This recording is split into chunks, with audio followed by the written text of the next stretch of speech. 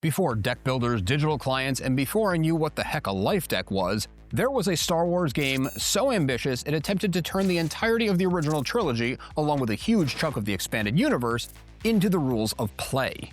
This transmission will cover the full story of the Star Wars customizable card game. How was it built? Was it successful? Did fans like it? What killed it? And what is its legacy?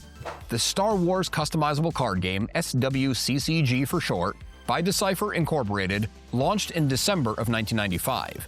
The core idea was pretty radical for its time: asymmetrical play. The game required two players, one to take the light side and the other the dark. Each player was free to arrange their deck in any way that they desired, as there were far more cards printed than an individual player's deck could hold. You could tailor each of your decks, light and dark, to the playstyle that fit you the best, and you collected the most cards to support. You could look at this as an early form of pay-to-win, but in my experience, it was never so egregious since tactics, skill, and some luck were always parts of the game. Mechanically, the game would use famous Star Wars locations, planets, cities, systems, etc. to create the battlefield.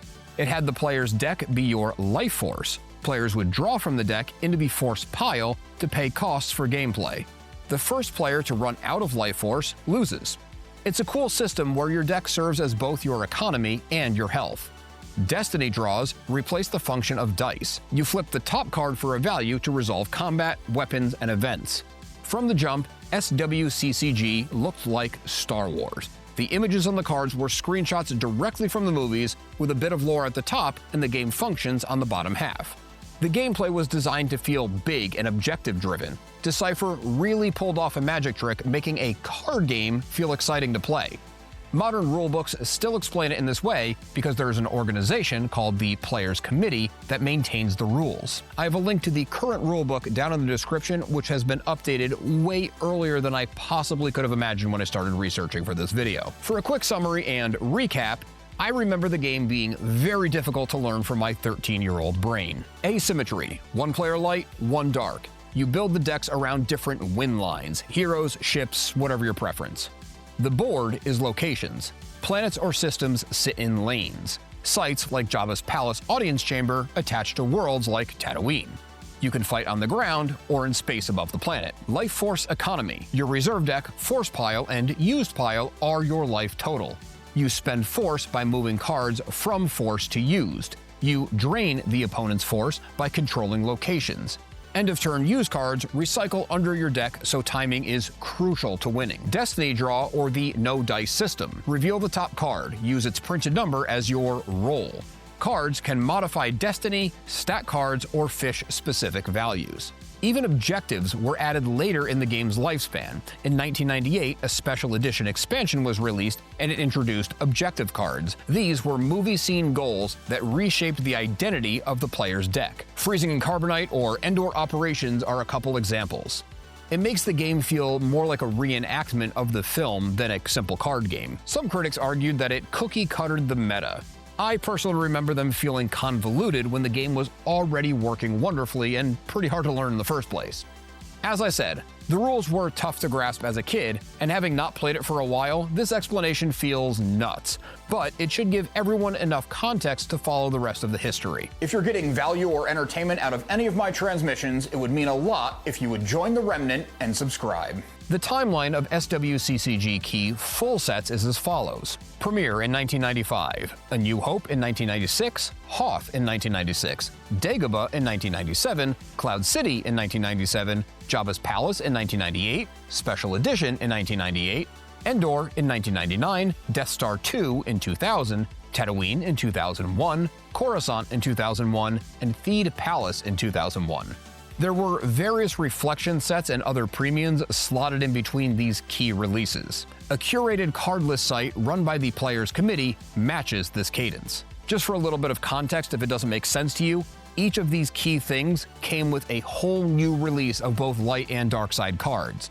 It kept people buying, which kept money rolling into Decipher, but also kept constantly evolving the game as there was new cards and new ways to build your decks coming multiple times a year. Premiere itself was 324 cards, split evenly between light and dark. They had a black border for limited, and future printings received a white border for unlimited. There's no difference in the gameplay. The black border can be looked at as the first run.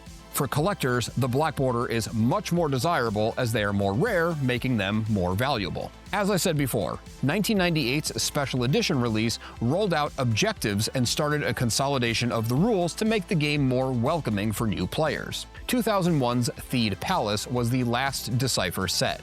Some Episode 1 content had been released through Tatooine and Coruscant shortly before this. In addition to the core game, full expansion sets and mini or premium smaller sets were planned from the start. These were released in a way that brought the game all the way through the original trilogy and eventually dabbled in Episode 1, though a new card game would be released just for that game called Young Jedi, a much faster and simpler game to grasp that I was way better at than I ever was SWCCG. Specific designer credits vary depending on the source checked. Wikipedia lists Tom Bronlick, Roland Rowley Tesh, Warren Holland, and Jerry Darcy. Board Game Geek lists Richard Borg, Tom Brawlick, Jerry Darcy, Chuck Kallenbach, and Roland L. Tesh. Decipher's own materials also highlight producers and dev leads. The clear takeaway from this is that core design was a team effort, and the names we see repeated the most were likely among the largest contributors.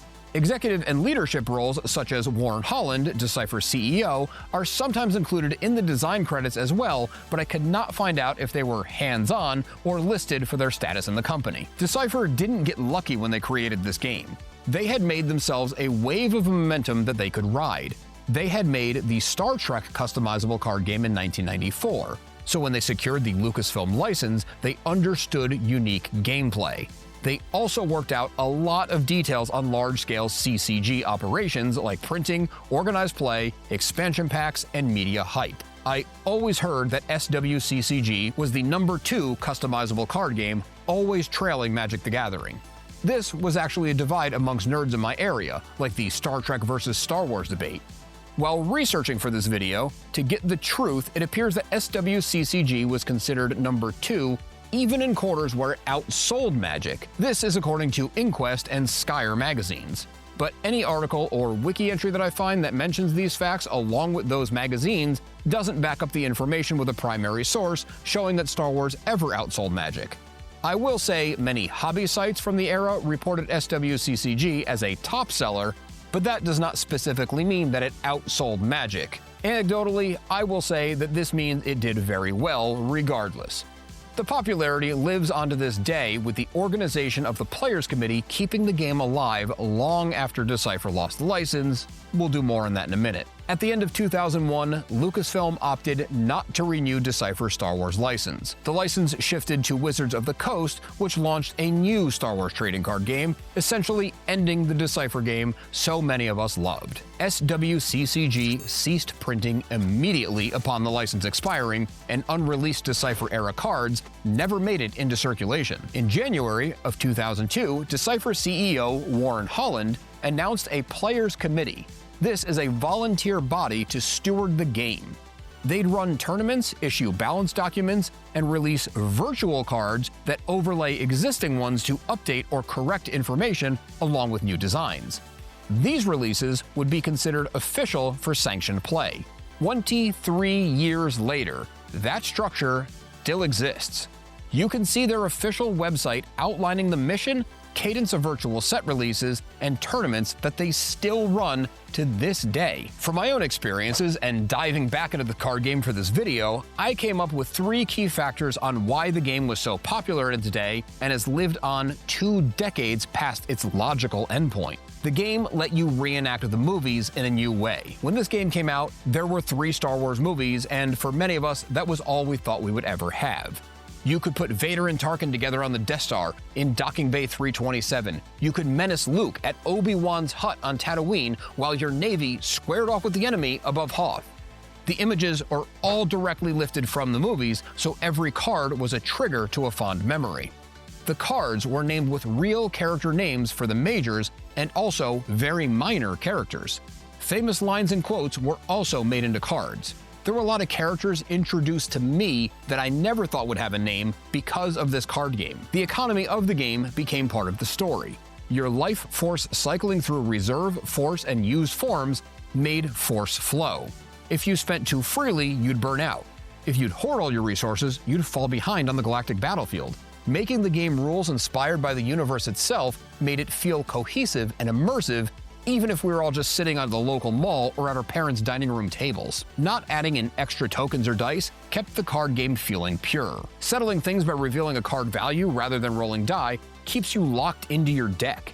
Your deck, being your health and currency, also eliminated extra pieces other CCGs required. The rules were a bit complicated at first, but they clearly resulted in a solid game that has an active fanbase so long after the game was canceled by the IP holder. The same rule set that made the game engaging and long-lasting was a double-edged sword.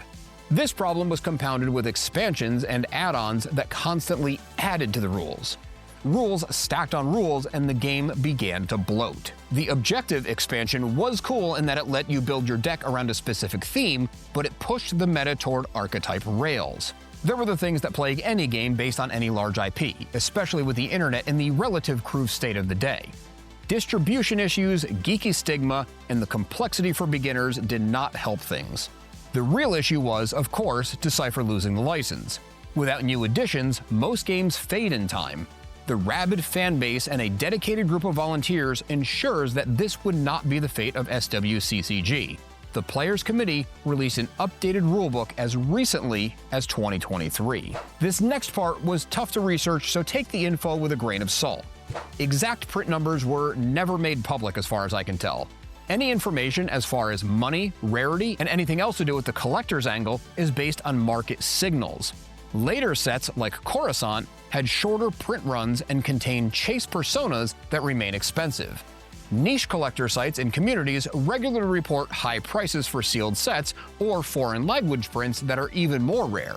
Any prices you see if you're trying to buy or sell should be taken as very time sensitive.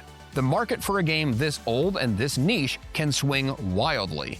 I worked on this video over the course of about a month, and things I was seeing at the beginning were often not what was coming out at the end, if those same cards were even still available at all. I will say, for people sitting on large collections like I am, I did not come across anything that would lead anyone to think that they're buying a car or even making a single mortgage payment if they liquidate that collection. If I'm wrong, please tell me right away. As a general rule of thumb from what I've seen, is the Black Border Premier set is the most valuable, and the later the set was released in the game's lifespan, the smaller the print run was. If this video has sparked your interest, whether it's rekindling some nostalgia or you missed the first time around and want to check it out, I put a link to the Players Committee website in the description. Their advanced rulebook from 2023 is free to read. The site even runs web clients, so you can play the game virtually and learn as you go. If you want to start a new collection or finish off one that you've been hanging on to for 25 years, I'd start at the beginning with Premier, A New Hope, and Hoth. Then jump to building a special edition objective deck so you can check out this major changing point for the game. Diving into the research of this video was a massive trip down memory lane. I would spend most Saturday mornings in my early and mid-teenage years in a shopping mall playing this game on fold-out tables. Some of the friends that I played the game with then, I'm still friends with to this day. It was a ton of fun to dust off the binders and boxes of cards that I still have in my office closet that I haven't been able to bring myself to part with any time that I had to pack up everything and move. I'm debating what to do with the cards. I'm thinking of some kind of fun craft project to display them in a unique way, and am open to all suggestions and ideas from fellow fans like you who watched a video like this all the way to the end. Let me know your fondest memory of this awesome game, and if this video has inspired you to at least look through your old collection one more time. Then check out this video next to dive back into the endless universe of Star Wars lore.